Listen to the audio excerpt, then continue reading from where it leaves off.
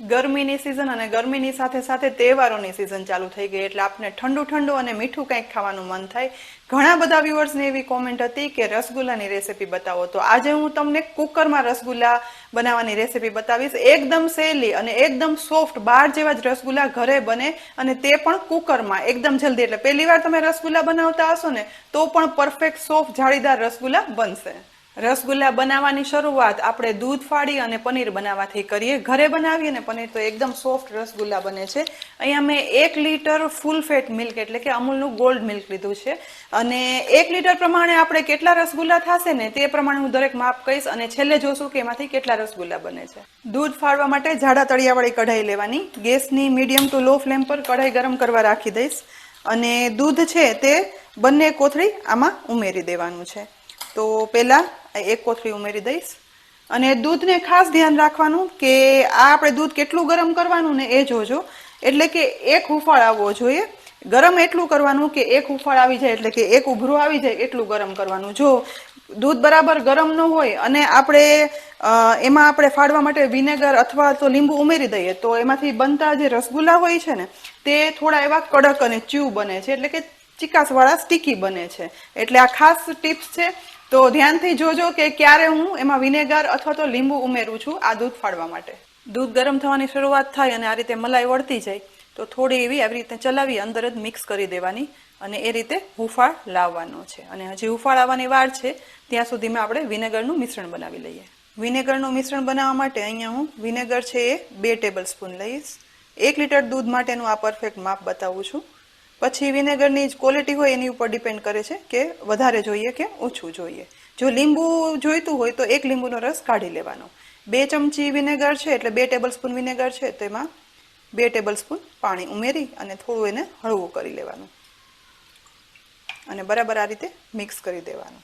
અને આનો યુઝ આપણે દૂધ ફાડવામાં કરશું. દૂધ ફાડ્યા પહેલાં બીજી પણ થોડી તૈયારી કરી લેવાની. મોટો બોલ રાખ્યો છે એની ઉપર મોટી ગરણી રાખી દીધી છે અને મલમલનું કપડું આ રીતે ગોઠવી દઈશ એટલે દૂધ આપણે ફાટે તો એ પછી તુરંત એમાં ઉમેરવા થાય. દૂધ જો ઉકળવા લાગ્યું છે હમણાં એક હુંફાળ આવી જશે એ પછી આપણે ઉમેરવાનું વિનેગરનું મિશ્રણ. જુઓ દૂધનો પહેલો હુંફાળ આવી ગયો છે. આ સમયે ગેસની ફ્લેમ છે તે ધીરી કરી નાખવાની અને સહેજ પહેલાં આવી રીતના ચલાવી લઈશું અને એ પછી આપણે બનાવેલું વિનેગરનું મિશ્રણ છે એ થોડું થોડું ઉમેરતું જવાનું અને ચલાવતું જવાનું જ્યાં સુધી આ દૂધ ફાટે નહીં. તો થોડું મેં ઉમેરી દીધું છે અને હવે ચલાવીશ. હવે બાકી થોડું ઉમેરીશ. ફરીથી ચલાવવાનું છે. જો અહીંયા દૂધ છે ફાટવા લાગ્યું પરંતુ પૂરેપૂરું પાણી અલગ થાય ત્યાં સુધી આપણે ફાડવાનું છે. તો હવે આ બાકીનું મિશ્રણ પણ ઉમેરી દઈશ. જો અહીંયા તુરંત જ દૂધ એકદમ સરસ ફાટવા લાગશે. થોડું ચલાવશું એટલે બધું પાણી અલગ થઈ જશે, દૂધ અલગ થઈ જશે. અહીં જો દૂધ છે હજી પૂરેપૂરું ફાટ્યું નથી એટલે મેં વધારે 1 ટીસ્પૂન વિનેગર ઉમેરી અને એમાં પાણી ઉમેરી અને મિશ્રણ બનાવ્યું છે. તો તે આપણે ઉમેરશું. થોડું થોડું ઉમેરતું જવાનું અને ચલાવતું જવાનું જ્યાં સુધી પાણી અને પનીર છે અલગ ના થઈ જાય. જુઓ થોડું લગભગ અડધી ટીસ્પૂન જેટલું જ આપણે ઉમેરેલું. આમ 1 ટીસ્પૂન લીધેલું હતું પણ આમાંથી અડધું જ જોયું છે. એકદમ સરસ છૂટું પડી ગયું. બસ હવે કંઈ જ કરવાની જરૂર નથી. ગેસની ફ્લેમ બંધ કરી દઈશું. ગેસ પરથી કઢાઈને લઈ લેશું. ફાડેલું મિશ્રણ બધું આ રીતે ઉમેરી દઈશું. આપણે ગળણી અને જે મલમલનું કાપડ રાખ્યું હતું ને એમાં. જુઓ કેટલું સરસ બની અને તૈયાર થયું. હવે આ મિશ્રણ ગરમ છે ત્યારે જ ઠંડુ પાણી એટલે નોર્મલ રૂમ ટેમ્પરેચર પર હોય એવું પાણી ઉમેરી અને આ રીતે મિક્સ કરી અને આ પનીરને ધોઈ લેવાનું જેથી તેમાંથી બધી ખટાશ છે વિનેગરની એ જતી રહે. તો આ રીતે મિક્સ કરશું અને થોડું એવું પાણી ઉમેરશું એટલે એકદમ સરસ ખટાશ વગરનું આપણો આ માવો છે એ તૈયાર થઈ જાય. હજી થોડું ઠંડુ પાણી વધારે ઉમેરીશ અને આ રીતે કરીશ. બસ 1 થી 2 જ વાર કરવાનું. બધી ખટાશ છે એ દૂર થઈ જશે. બસ આ રીતે પ્રેસ કરી દઈએ એટલે પનીર એકદમ ચોખ્ખું અને વિનેગરના સ્વાદ વગરનું થઈ જશે. લીંબુ ઉમેરો તો પણ એકવાર આ પ્રોસિજર કરવાની જેથી તેમાંથી રહેલી ખટાશ છે ને એ બધી દૂર થઈ જાય. બસ પનીર ક્લીન થઈ ગયું છે. તો આ રીતે મલમલનું કાપડ એકઠું કરી અને આ રીતે વાળી લેશું. એકવાર આ રીતે બરાબર નીચોવી લેવાનું એટલે પનીરમાંથી વધારાનું પાણી છે દૂધ છે એ દૂર થઈ જાય. અને હવે 1 કલાક માટે આને રાખી દઈશું, જેથી વધારાનું પાણી છે એ નીતરી જાય. આ રીતે ગરણીમાં રાખ્યા પછી ઉપર થોડું વજનદાર વાસણ રાખી દેવાનું, તો વધારાનું પાણી છે એ નીતરતા સમય ના લાગે. અહીં 1 કલાક પછી સાવ પાણી નીતરી ગયું છે અને આ માવો કોરો થઈ ગયો છે. તો પણ આની સાથે આપણે કામ કરીએ એ પહેલાં આપણે ચાસણીની તૈયારી કરી લઈએ. રસગુલ્લા આપણે કુકરમાં બનાવવાના છીએ, તો અહીંયા મેં એક કુકર લીધું છે. ગેસની ફ્લેમ છે તે ઓન કરી દઈશ. હવે 1 લીટર દૂધનું આપણે પનીર બનાવ્યું છે એ પ્રમાણે 1 કપ ખાંડ લેવાની છે, જેને કુકરમાં ઉમેરી દેવાની. અને 1 કપ ખાંડ સામે 3 કપ છે ને પાણી ઉમેરવાનું છે, જેથી આપણે રસગુલ્લા માટે પતલી ચાસણી જોઈએ ને તેવી ચાસણી બની અને તૈયાર થશે. અને રસગુલ્લાની ચાસણી છે ને તે કોઈ પણ તારની નથી હોતી કે ઘાટી પણ નથી હોતી. તે ફક્ત ખાંડ ઓગળી જાય એટલા પૂરતું જ આપણે તેને ઓગાળવાનું છે, એટલે કે પાણી જેવી પતલી હોવી જોઈએ, જેથી આપણે રસગુલ્લા આપણે બનાવીએ ને તો તે ચાસણી એકદમ સરસ એબ્ઝોર્બ કરી લે. તો 3 કપ આપણે નાખી દીધું છે પાણી. હવે સેજ આ રીતે મિક્સ કરી અને ખાંડ છે ને તે ઓગળવા દેવાની છે. ખાંડ ઓગળે છે સાથે સાથે 1/4 ટીસ્પૂન જેટલો એલચી પાવડર ઉમેરશું, જેથી એકદમ રસગુલ્લા ફ્લેવરફુલ થાય. અને આની સાથે તમારે ગુલાબજળ એટલે કે રોઝ વોટર ઉમેરવું હોય તો પણ જ્યારે ચાસણી બની જાય ને પછી ઉપરથી 1 ટીસ્પૂન જેટલું ઉમેરી દેવાનું. બસ મિક્સ કરશું એટલે ખાંડ હમણાં ઓગળી જશે. જુઓ 1 થી 1.5 મિનિટ બાદ ખાંડ છે તે સાવ ઓગળી ગઈ છે. આ સમયે ગેસની ફ્લેમ છે તે સાવ લો કરી દઈશ અને ઢાંકણ ઢાંકી દેવાનું. ગેસની ફ્લેમ બંધ કરવી હોય તો પણ કરી શકાય, કારણ કે અહીંયા આપણે ચાસણી નથી લેવાની. થોડીક વાર આ થાય છે એ દરમિયાન રસગુલ્લા પણ બનાવી લઈએ. જો અહીંયા માવો છે તે સાવ નીતરી ગયો છે, એકદમ કોરો થઈ ગયો છે. તો સૌથી પહેલાં એને આ રીતે હાથથી છૂટો કરી લેવાનો. સૌથી પહેલાં છૂટો કરી લઈશું અને પછી તેને એકદમ સરસ રીતે મસળવાનો છે, જેથી આપણા જે રસગુલ્લાના ગુલ્લા બને એ એકદમ સરસ સોફ્ટ અને અંદરથી ચ્યુ ન લાગે અને જાળીદાર પોચા બને. હવે હાથની મદદથી આ રીતે આને મસળવાનું છે. એટલું મસળવાનું કે તેનું જે ઘી છે એ બહાર ના આવવું જોઈએ અને છતાં પણ તે સોફ્ટ થઈ જવો જોઈએ. તો આ રીતે આ હથેળીની મદદથી આ રીતે મસળવાનું. બસ આ રીતે ધીમે ધીમે મસળશું એટલે એકદમ સરસ આ પનીર છે તે મસળાય અને એક સરખું થઈ જશે. ફક્ત એક સરખું થવું જોઈએ, એમાંથી તેનું ઘી બહાર ના નીકળવું જોઈએ. અને આને ફરસા અને જાળીદાર બનાવવા માટે એક ખાસ વસ્તુ ઉમેરવાના છીએ. જુઓ લગભગ 3 મિનિટ મસળ્યા પછી આવો સોફ્ટ પનીર બની અને તૈયાર થયું છે. એકવાર આ રીતે વાળી જોવાનું અને એકદમ સરસ આમ બોલ વળી જતો હોય થોડું એવું પ્રેસ કરી અને વાળવાનું. ત્યાં સુધી આપણે વાળીએ એટલે બરાબર છે આપણું. હજી સેજ એવો થોડો આઈ થિંક મસળવો પડશે,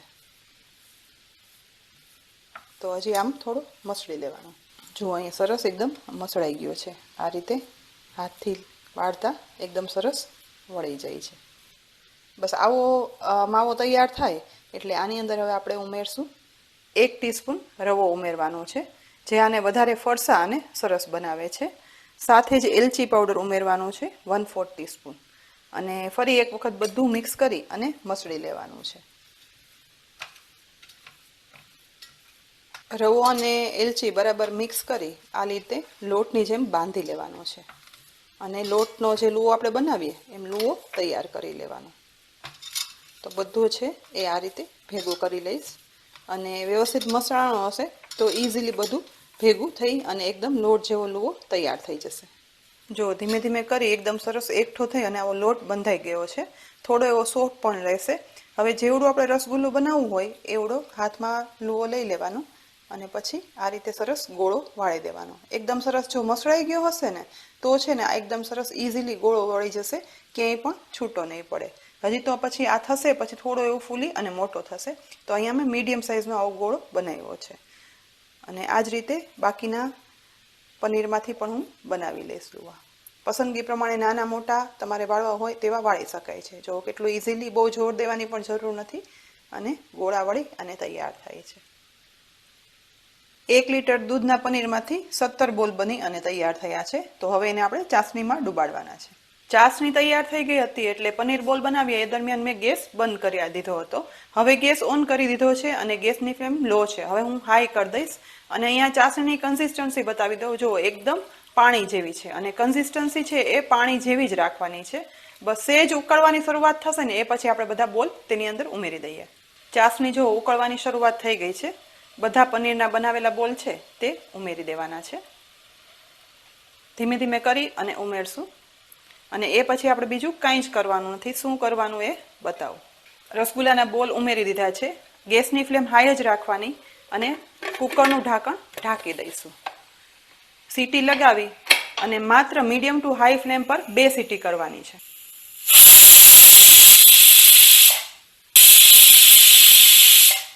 અહીંયા 2 સીટી થઈ ગઈ છે. હવે ગેસની ફ્લેમ છે ને તે લો કરી દેવાની અને 5 થી 7 મિનિટ આ કુકરમાં ધીમા ગેસે તેને બોઇલ થવા દેવાના. ધીમા ગેસે 5 થી 7 મિનિટ આ રીતે કુકર રહ્યું છે એ પછી આપણે ગેસ બંધ કરી દેવાનું અને આ કુકરને નોર્મલી જ એની રીતે સાવ ઠંડુ થવા દેવાનું. એ પછી આપણે ઢાંકણ ખોલશું. નોર્મલ તો હું રસગુલ્લા બનાવું છું અને સરસ જ થાય છે, પણ તો આ વખતે કુકરમાં મેં પણ પહેલી વાર બનાવ્યા છે. કુકર ખોલી અને જોઈએ કે બરાબર થયા છે કે નહીં. તો અહીંયા કુકર છે જો સાવ ઠંડુ થઈ ગયું છે. બધી હવા મેં કાઢી લીધી છે અને એ પછી કુકર ખોલીએ અને રસગુલ્લા છૂટા નથી પડ્યા કેવા થયા છે. જો એકદમ સરસ રસગુલ્લા બની અને તૈયાર થયા છે. હું તમને નીચેથી પણ બતાવીશ કે કેવા થયા છે. એટલે કે કુકરનો આઈડિયા છે એ પરફેક્ટ છે કે આપણે આમાં ઇઝીલી રસગુલ્લા બનાવી શકીએ. ઢાંકણ ખોલતા જ એકદમ મસ્ત મજાના રસગુલ્લા તૈયાર થયા છે. જરા પણ છૂટા નથી પડ્યા. પાણીની ચાસણી પણ અલગ લાગે છે અને રસગુલ્લા એકદમ સરસ. ચાસણી ટ્રાન્સપરન્ટ રહી છે.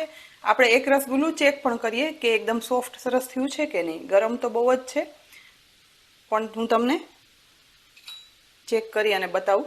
જુઓ, એકદમ સોફ્ટ મસ્ત રસગુલ્લું બનીને તૈયાર થયું છે. પહેલાં આપણે એને બહાર કાઢી લઈએ. રસગુલ્લા છે એ ઠંડા હોય તો જ ખાવાની મજા આવે. એટલે સૌથી પહેલાં આપણે સર્વ કરી લઈએ. તો રસગુલ્લા બધા કુકરમાંથી બહાર કાઢી લઈશું અને એ પછી એને ઠંડા થવા માટે આપણે ફ્રીઝમાં રાખવાના છે. તો પહેલાં આપણે તેને સેટ કરવા માટે રાખી દઈએ. હવે ચાસણી પણ ઉમેરી દેવાની છે.